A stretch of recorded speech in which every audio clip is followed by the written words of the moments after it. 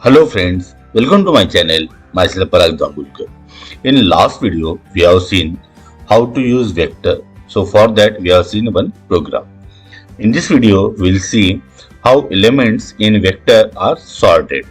So we'll see for the basic elements and also we'll see how records are saved in vector and how those records are sorted.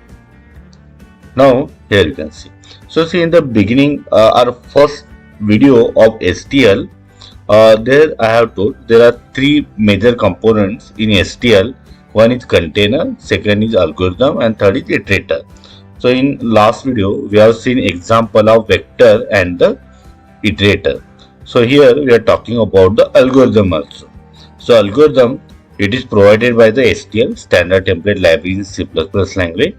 For that we need to add this header file algorithm and we have some predefined functions, for example sort for sorting, find for searching, likewise. So we can use this algorithm which is provided by the algorithm header file, and this is a part of the STL standard template library. So we'll go example by example so that will be easier to understand. So see here I have commented out this line, I have commented out. So very simple example, in this vector I have saved some value 10 to 30, 10, 40, 20, 30. Then one iterator I have taken. So see, this is a vector class. As it is a template class, I have to mention the data type. Then iterator is a nested class of this vector. So scope resolution operator, then iterator class. I have created the object and v.begin. So v.begin returns the iterator pointing to the first element. Then I am running this loop until we get the last element. But see, v.end returns the iterator pointing next to the last. Next to the last means here. Okay, not 30. Next to the last here. So we'll run this loop and one by one we are printing the value. So star it, it returns this value. So 10. Then we are incrementing this value. So first time 10, then 40, then 20, then 30. So likewise it will print this value. Okay, so this value will get printed by the star it, asterisk it. It is the object of this iterator class, which is the nested class of this vector when we are printing that value. So here we are not sorting, just we'll run this. So see, as it is value got printed 10, 40, 20, 30, but it is not sorted. Now we'll sort it. So to sort these elements, we have one predefined function. So the sorting algorithm is already provided by this standard template library. So the sort function we are using it, and what it requires, it accepts these two parameters. Iterator pointing to the first element, that means is 10. Then it accepts one more parameter pointing to the iterator pointing to the next to the last element, means here next to the last element. So two parameters we are passing, iterator to the first element, iterator next to the last element, that we are passing, and so it will sort this vector and then we are printing it. So very simple, we have used that predefined function sort. Now we'll run this. So got compiled and now we are running. So see, previously output we got 10, 40, 20, 30, and now here we got 10, 20, 30, 40. It is sorted. Now see, here we got it in ascending order, but suppose if we want in descending order, in that case, so this is also allowed, this is also possible. In next example we'll see. Now look at this. So see, in previous example we have called this function sort, right? So there we have passed only two parameters, iterator pointing to the first element 10, then iterator pointing to the next to the last element here. Here one more element we are passing, one more parameter we are passing, compare, right? So compare is the name of the function. name of the function that we have written. So this is the name we have given, so you can change the name. So if you want to give COMP only, that also it is possible. It is up to us, because that name we have given. It is not predefined. We have given this name. This is called as a comparator function, because it is used for the comparison. So in this function we are mentioning how elements are compared. So see, this function should return boolean value. It will accept two values a and b, and it will return 1 if so here we are mentioning how elements should get compared. If a is less than b, so it should return 1. So if we mention like this, we will get ascending order only, and if we mention like this, so it should return 1 if first element is greater than b, then we will get descending order. So we will try both. So see, here we have put less than, and here then afterwards we are printing the values. Very simple program it is, but one thing that we have added, that is a compare function, and here we have written the code for that. Okay, we have written this code. So see, I am saving this program and I will run this program. Got compiled. Now run. Okay, so 10, 20, 30, 40. So we got ascending order, right? Because in this function we have mentioned a less than b. A should return 1 if first element is lesser than second element. Now if we make like this, okay, a greater than b, so it should return 1 then if first element is greater than next element, second element. So I am saving this program, then again we will compile this. Got compiled. Now we will run this. So here you can see 40, 30, 20, 10. So we got the elements in descending order, right? Here we got ascending order. If it is less than, we got ascending order. If we make it greater than, then we got this descending order.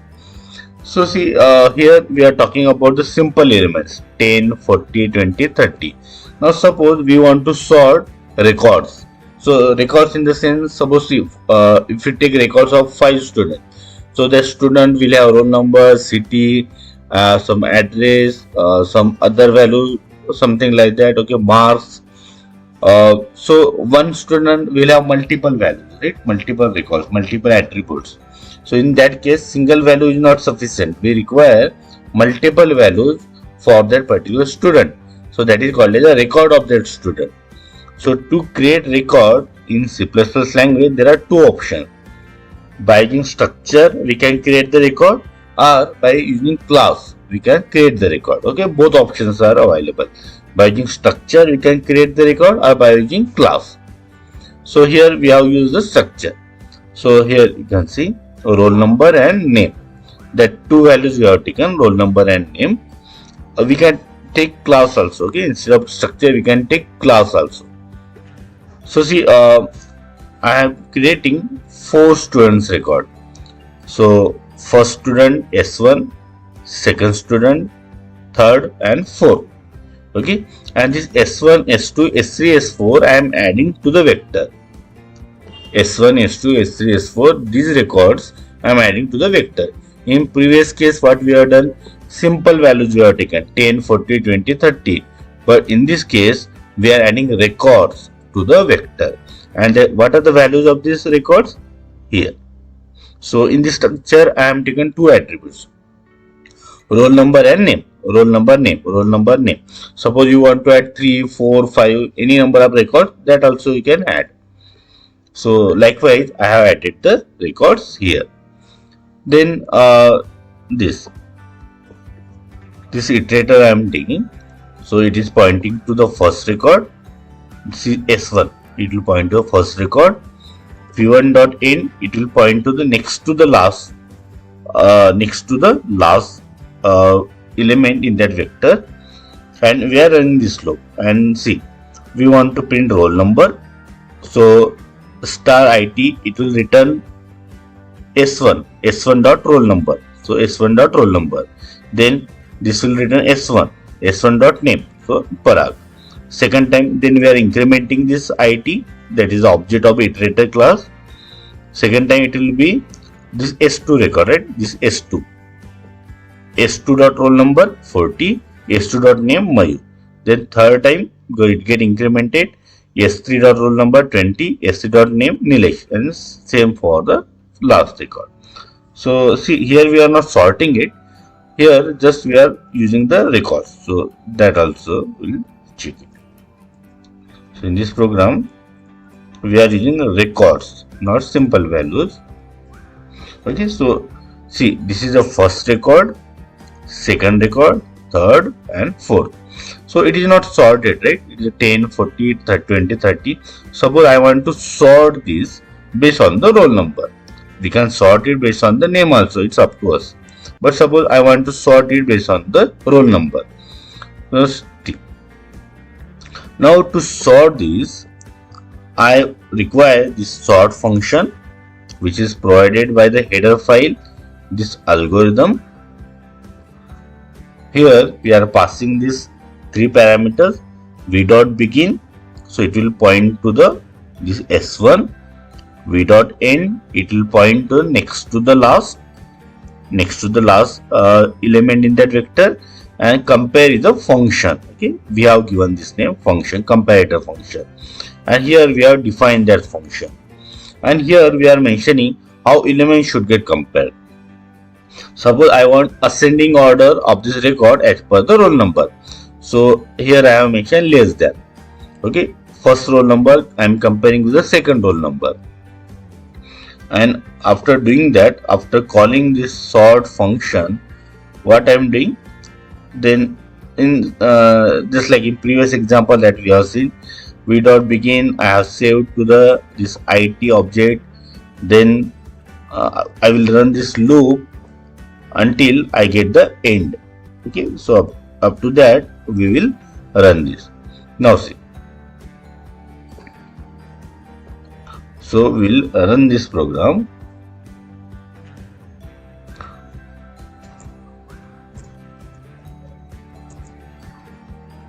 So our program name is STL5. Now see, here we got the ascending order, right? 10, 20, 30, 40, but in ascending order. Here instead of roll number, suppose we take this string, so we will get it will get sorted by this string, by this name. That also we can do, but this is the ascending order I got, right? Suppose I want descending order, so what I should do here, instead of less than, I should mention greater than. I saved that program. Now see, again I will compile it. Now I am running it. So see, here I got the record but in descending order, 40, 30, 20 and 10, right? So here I got the record in descending order, and in previous case I got it in ascending order. So likewise we have sorted elements. Okay, so we have taken both the cases, right? Some simple elements we have tried, and then we have sorted it. Then we have sorted it in descending order also by using this compare function. So compare function here we have mentioned as a third parameter. Then we have seen how records are added in a vector. So here we have seen records we have added in a vector, and then we have sorted those records. So in this case we have sorted the records based on the roll number. So one field I have used, you can sort it by using the name also. Here you can add multiple records also. To save the record, I have used structure. You can also use class. Okay, in this way we can sort records in vector. So friends, I hope you like this video. If yes, then click on like, subscribe to the channel, and don't forget to press bell icon so that you will get notification of my next video. So stay connected. Thank you.